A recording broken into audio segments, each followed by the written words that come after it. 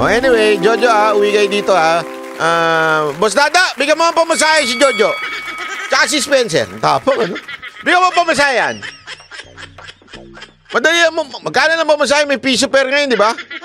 Piso pwede na yun, di ba? Oh, anyway, ito pa. Oh, panoorin natin to. Good news to, gusto ko to. Alam mo, natuwa ako dito, promise. Kasado na ang pagsasapribado ng NAIA para iangat ito bilang world-class na airport. Pero nangangambang mawala ng trabaho ang mga empleyado at ang posibleng epekto nito sa pamasahe. Nasa frontline ng balitang yan si Gerard de la Peña. Minsang binansagang worst airport sa buong mundo ang Ninoy Aquino International Airport. Kahit nga ang mga balikbayang nakausap namin, hindi maiwasang maikumpara ang NAIA sa mga airport ng mga bansang napuntahan nila. When it comes sa space, mas malawak talaga yung sa Hong Kong. Then yung sa mga CRs nila magaganda and most improved talaga siya. Sa San Francisco, di ba, mas modern. Tsaka mabilis, of course, yung wifi. Pero nalalapit na raw na... Alam mo, yan ang isang bagay na nakakalungkot, ano? It will really open your eyes. Lalo na po pag kayo po nasa ibang bansa kayo. Di ba? Pag nasa ibang bansa kayo, pagpunta nyo ng airport. Sa katunayan, mas masarap nang pumunta na mas maaga sa airport eh. Kami, ginagawa namin yun. Dito sa Pilipinas, required ka lang talaga pumunta na maaga. Kasi sa sobrang haba ng pila, 4 hours, di ba? Pero hindi ka nag-enjoy. Hindi, nag-enjoy ka kung naka-lounge ka, okay naman yun. Pero iba pa rin kasi yung yung kare pupunta ka sa Hong Kong, Japan, Korea. Ay, grabe ang ganda ng airport ng Korea.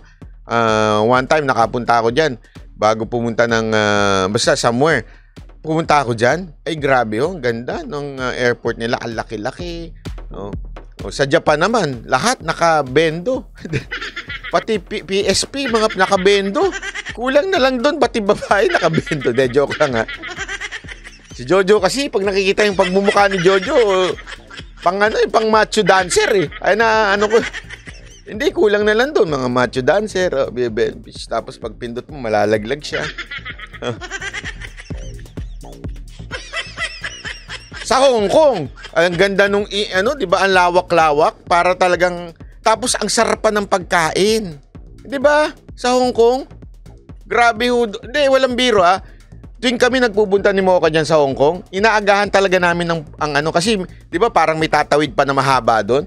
Kasi ang sarap po ng pagkain dyan. Chinese.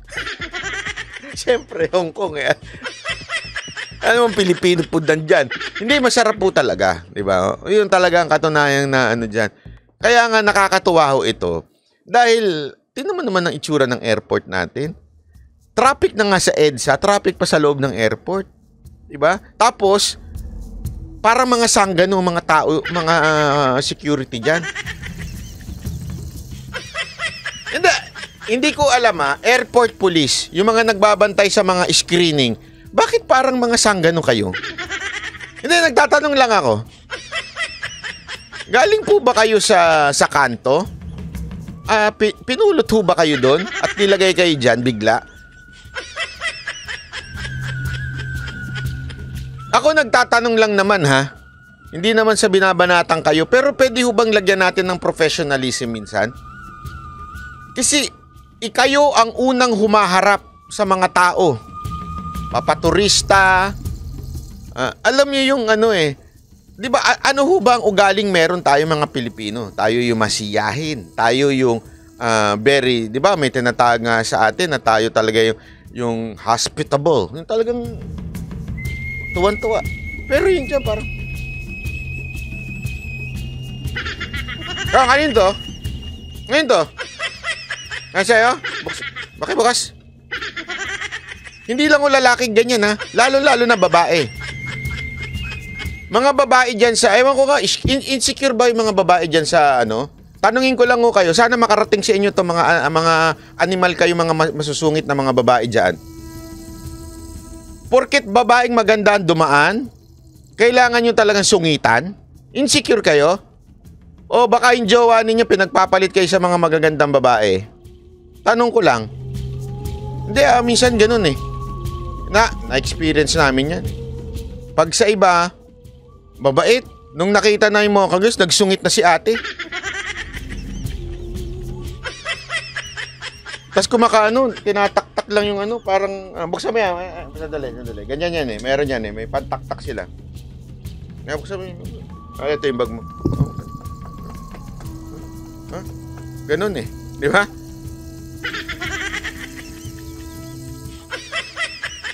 Walang ano eh, walang professionalism, walang ethics na ano eh.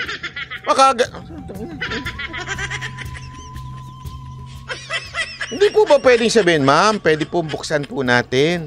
Di ba? Dapat ata sa mga to pumunta sa Japan eh. Hindi kasi sa Japan talaga, di ba? Lahat na lang may...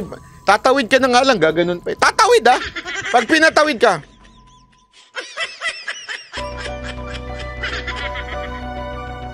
Sa atin, ewan ko, parang mga sanggano. Ay, kaya talaga ako, nag-aabang talaga ako kasi mag-i-iskandalo ko. Pag lalaki ng ganun sa akin. Tapos biglang hinawakan yun. Ay! Gaganon ako. Bakit? Nag-aabang talaga ako eh. Kapag ginanon ako, tapos binaganon niya. Ay! Ganun. Alam mo, walang biro ah. Minsan nakikiliti ako. Daan-daan lang. Uya. Yung pala punto niya dito sa... Yung pala yun. Gusto palang pa-kap-kap. Ay, nako. Magbago yan. Formal nang inanunsyo ng Department of Transportation na ang konsorsyum ng San Miguel Corporation at SAP & Company ang nanalo sa bidding para sa pagsasapribado ng operasyon ng NAIA. We do need a participation of the private sector. It's about time that we should try to... Ayan. May punto si Mark John S. Din. Sa kapwa Pilipino lang naman nila ginagawa yan. Pero pag foreigner, sweet at magalang sila. Correct. Pero kulang. Sa Pilipinong squatter lang nila ginagawa yan. Sa Pilipinong mukhang dukha lang nila ginagawa yan. Pero pag nakabarong ka, ay, gandang gabi sir. Pag naka-Amerikana ka, good evening sir. Pero kung naka-sandals ka lang, parang nautusan na bumili ng suka tapos pumasok ka ng airport. Naku po, maniwala ka. Ang kap-kap niyan. Hanggang puwitan. Kulang na lang. Nakabili kang ticket? Papasok ka talaga? Sure ka? Anong ticket mo? Baka naman mamasyal ka lang dito. Magpapalamig ka. O, di ba?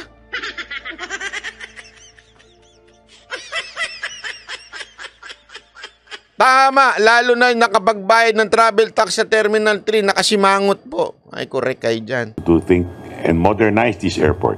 Makakatulong nila sa pagpapaganda ng paliparan ng Hindi, alam mo. International Airport Corporation.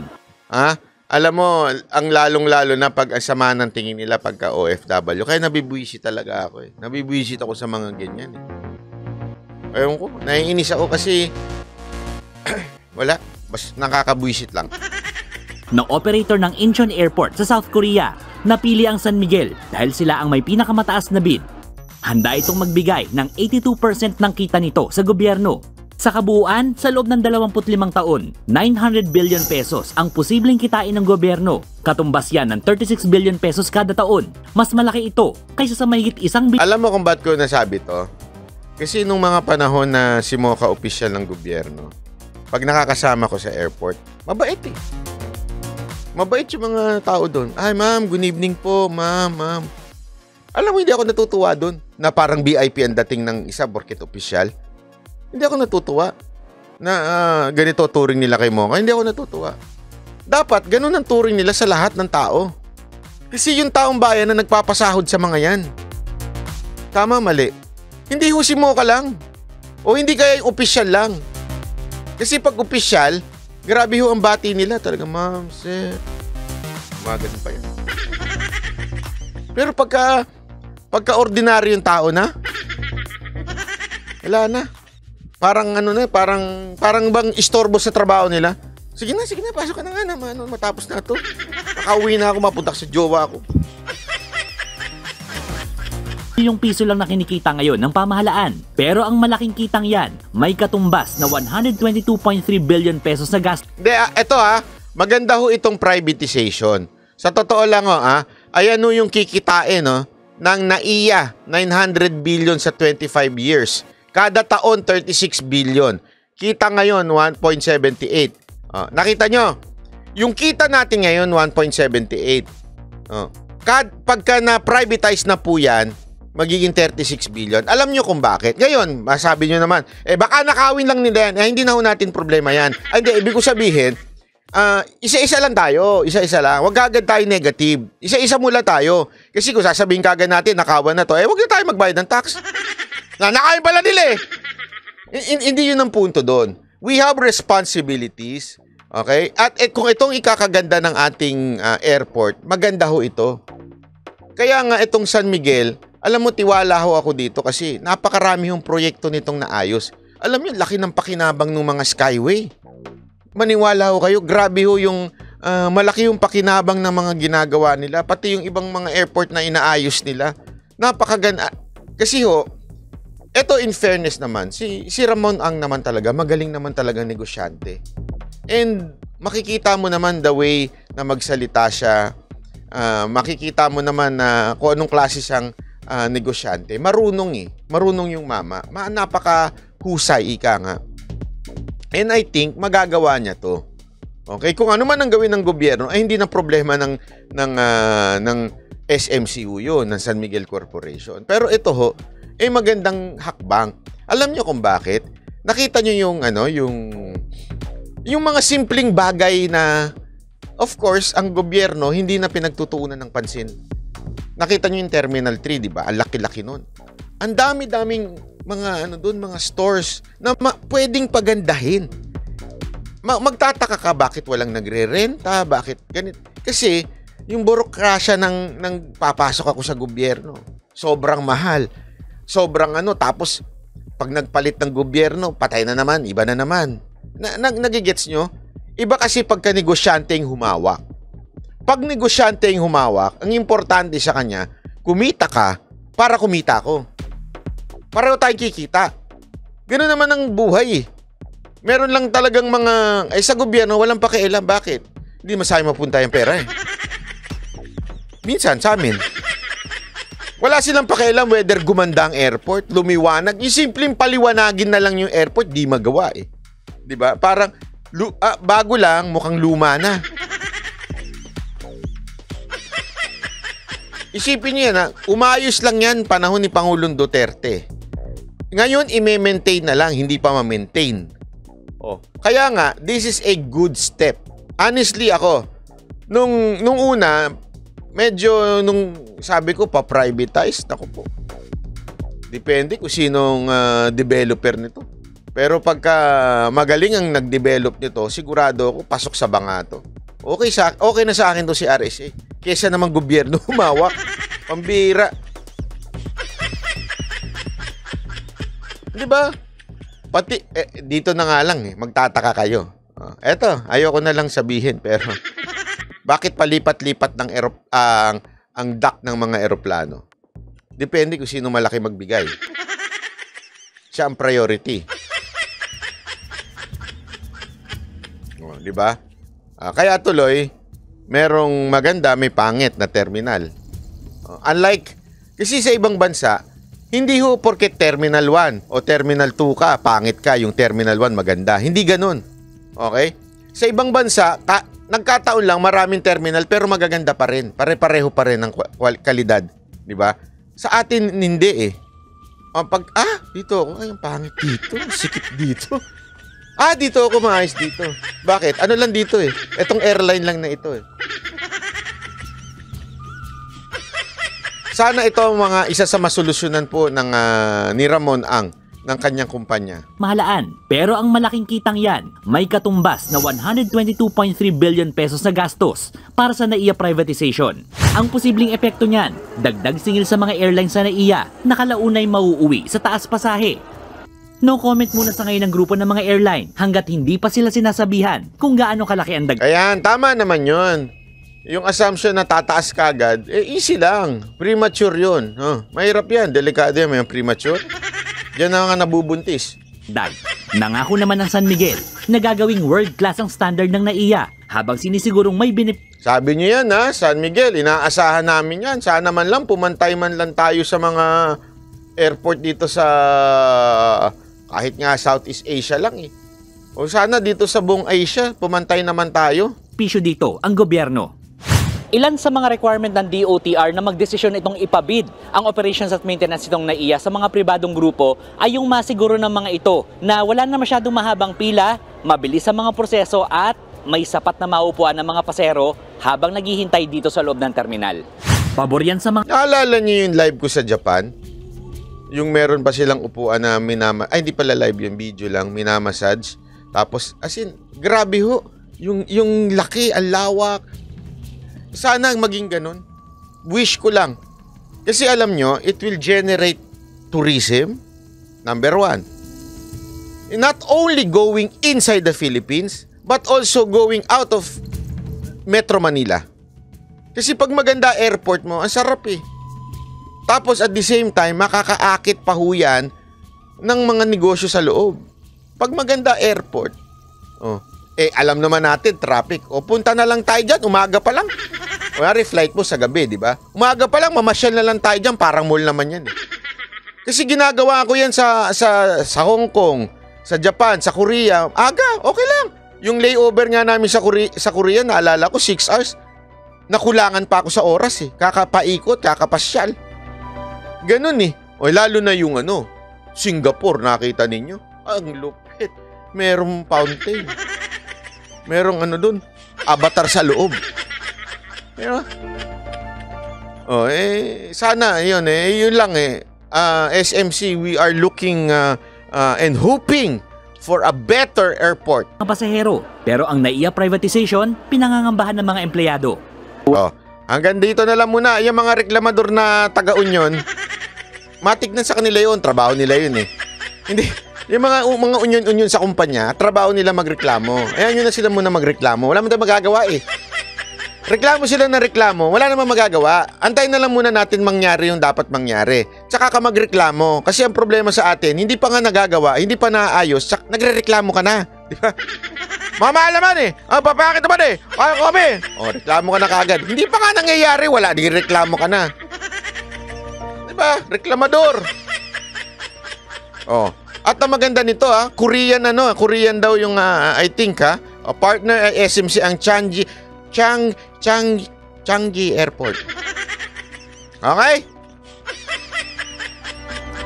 Dapat nga isa pang maayos. Alam mo, isang pangit pa dito sa terminal natin. Yung terminal to, yung pagbaba mo, arrival mo, tatawid ka pa sa baba. Anak ka ng wewe. Malalakad ka pa pag nadulas ka dun. Namatay sa airport. Bakit? Nadulas. May ganong eksena dun na alam niyo sa Terminal 2? Alam mo yun, tatawid ka pa. Hindi ko nga maintindihan bakit. Ewan ko ba? Minsan ang hirap talagang mahalin ng Pilipinas pag mga ganyan ng diskarte. Sorry. SMC pala. Singapore ang partner. Changi. Okay, panalo yan. Yung banyo, walang bidet. Ito nga sa Pilipinas wala nang bidet. Wala pang tissue minsan. Kadalasan pala, hindi pala minsan. Wala pang tissue. Di ba? Napakasimple na nga lang, tissue na lang, wala pa. Dapat nga may bidet. Alam naman, pahid-pahid lang, kadiri naman kayo. Di ba? Kaya nangingitim ang mga puwit kasi dahil sa pahid-pahid lang Hindi ba pwedeng lagyan nyo ng bidet. Tapos pag may tissue, pipitikin naman yung tissue. Ba't di nyo bantayan?